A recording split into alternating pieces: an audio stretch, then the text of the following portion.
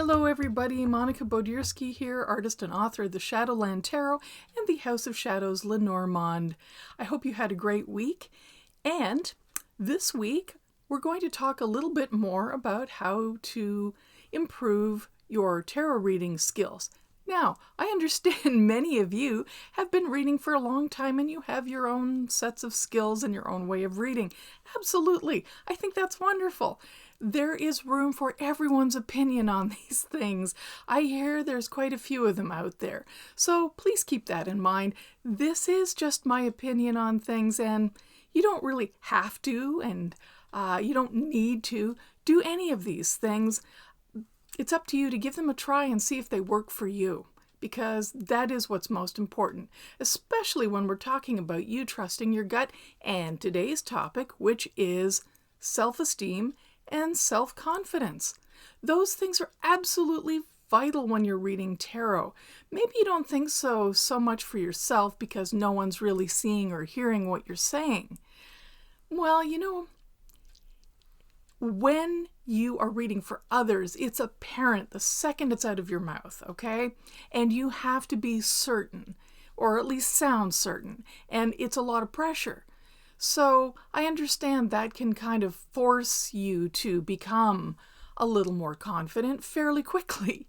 If you're reading for yourself, though, and you're wondering how a lack of self-esteem or self-confidence can affect your divination skills, or just when you want to find insight or do shadow work, it can affect you because you may be kind of indecisive.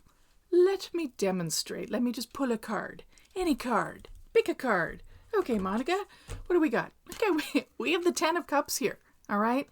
So the Ten of Cups in most Rider-Waite-Smith decks is kind of like a symbol of ultimate joy and happiness. And for me, as you can see in this particular rendition, it's a lot of paint cans, non-toxic. It's on the beach, non-toxic paints, people. And this wonderful little crab with a paintbrush going, all mine. Okay, so this is an ultimate joy for me. And how do I know, though, that, especially when reading in context, it isn't joy, or maybe you should paint, or maybe you're at the height of your skills, or any number of a million other interpretations? Over time, you know which is accurate.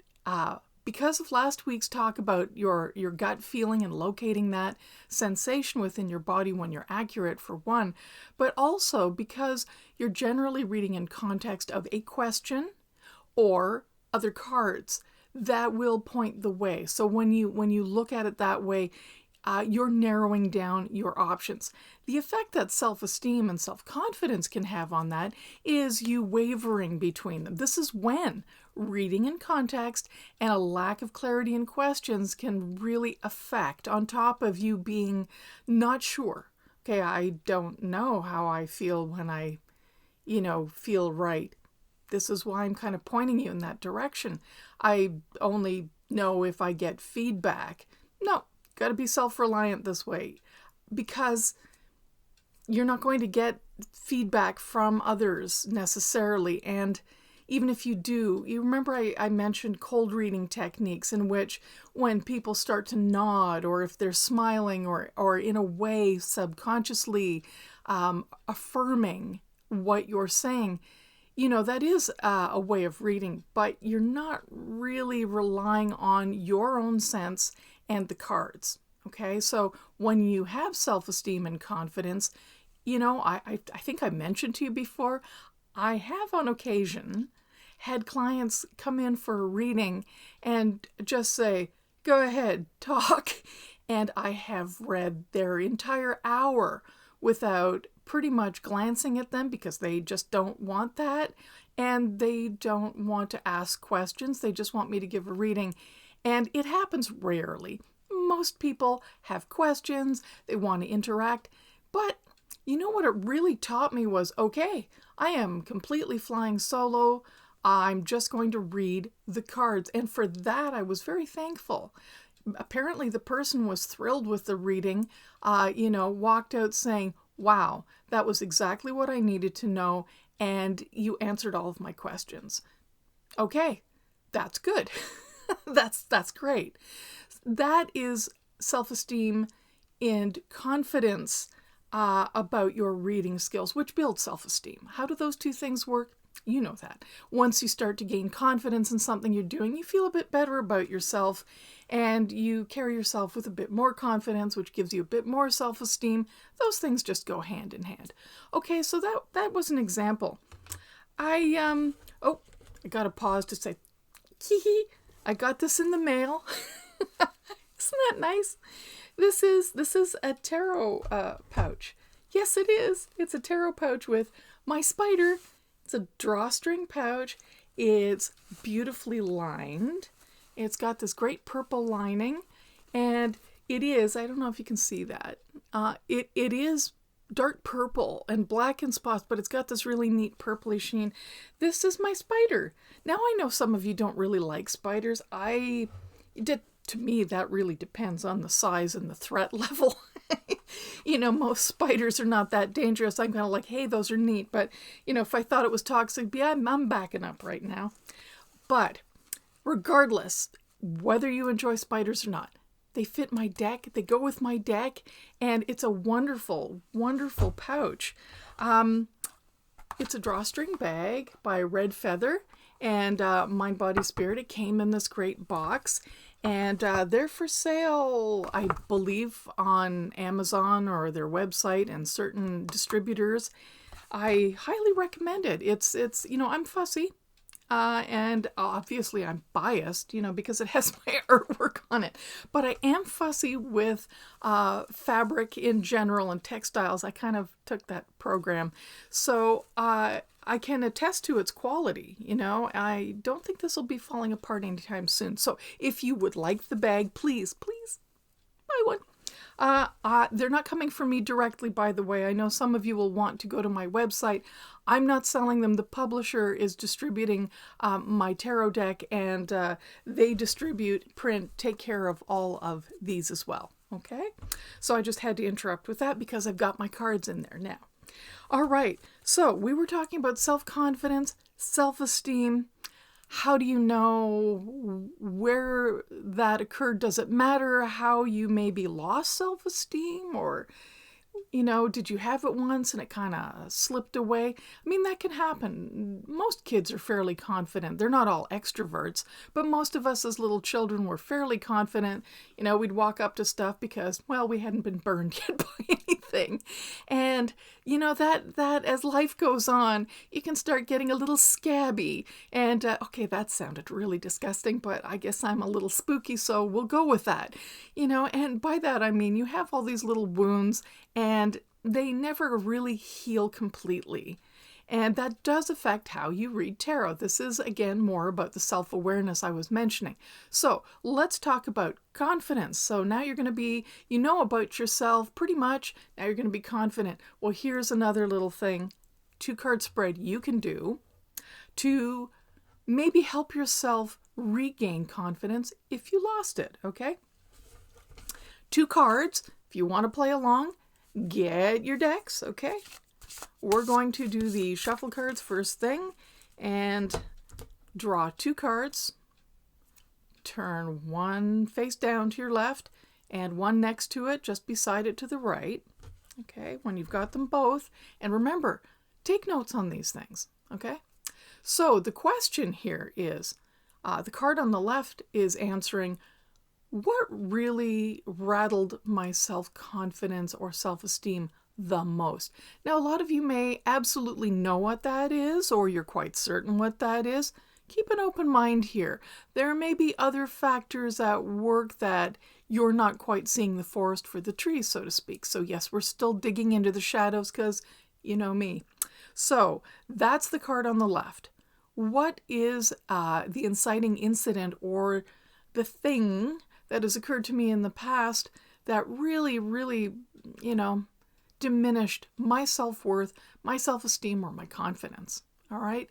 Then the card to the right of that is, and how do I best regain that particular aspect of my self-esteem? All right.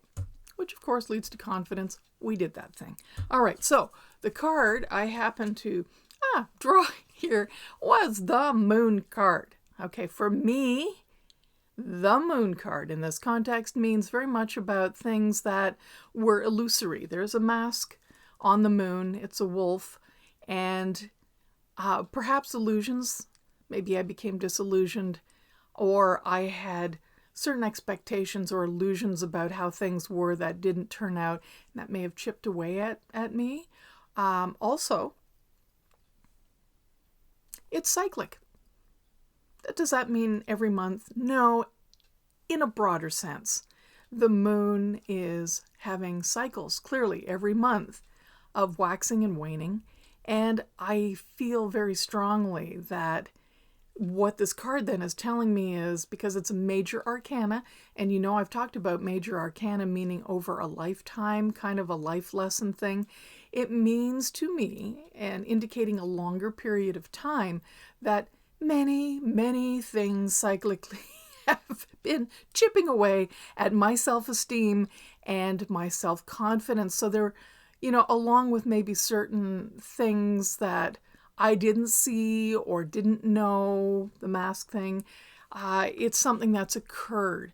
So rather than me maybe focusing right away, I'm getting an idea of a solution in that maybe I don't need to pick apart all the details, but understand that we all, over time, take on more and more baggage and start to feel weighed down, and we just lose our self-esteem or confidence in teeny little increments until we wake up going, I can't leave the house. It happens, and I am not making light of that in any way, shape, or form. So what would be a way to resolve that? The card I pulled, okay, well, that's pretty, I often get clear cards, but then, like I said, I know the artist and the art, and I'm so familiar with the art, I am getting a real grasp on just get in there and do it. Air is about communication.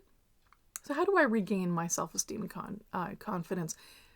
Yeah, just jump on that bat and fly. Grab your sword, off you go, into the air. That may seem a little risky and scary because I don't fly bats frequently. And flying in itself can be a little spooky. It requires a certain skill and communication and speed. Sometimes we like to, at least I do, slow things down and really think about the speed with which I'm going to communicate. Many will tell you, no, Monica communicates far too quickly, and that's how she makes many mistakes and typos. The fact is, before I make any major changes or do anything that is large scale, I really do take my time. It's a calculated risk for me. I don't rush in. So seeing this card is already poking that spot going, ugh, but it is a solution. Okay, I'm going to keep my mind open to this and say, you know what? This is temporary. This is a minor arcana card. It is sort of telling me just to jump on that bat and fly. Just communicate. So just do it. You make a mistake, you screw up, you do. But if I stay silent, I think that's worse. That's just going to stay, all those things that eroded my confidence are going to stay hidden instead of me tackling them and, overcoming them. So there you go. There were 2 cards for you to look at self-esteem and self-confidence, which I think are absolutely vital for reading skills. And it may seem fairly apparent, but again, many people are unaware that they're lacking that amount of self-esteem because we all have to slap on that happy sometimes and go, yes, I'm perfectly confident. And inside we're going, no, really, I am not at all confident. So pause for a moment, try the spread and do the thing that the card is suggesting. Just jump in there and give it a shot, okay?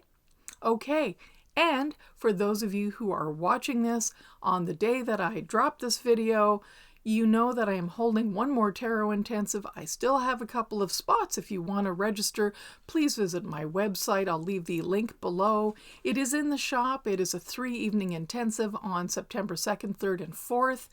Whew, and it is intense. We cut to some real interesting things in there. I have over 40 years of experience, again, which doesn't make me automatically a great reader. It just means that I've had a fair bit of experience in things that in retrospect I could have cut out. So that I could have learned a little quicker and a little more easily. And I love to share that. People know I love sharing those things. It makes me really happy when people don't have to wade through some of the muck I did to get to a point of enjoying tarot reading and getting it, just having it be clear instead of feeling like you always need to reference every card with a page in a book. Okay, so thank you so much for being here. Thank you for watching these videos. If you are enjoying them, please subscribe, hit the like button, leave comments. If you've tried the spread, tell me how it worked out for you. I understand everyone's got different levels of sharing comfort here, but just drop me a line and let me know if it worked for you or if you gained any insights, okay? Well, thank you so much. And I will see you next week. In the meantime, have a wonderful, wonderful week. Stay healthy and happy. See you.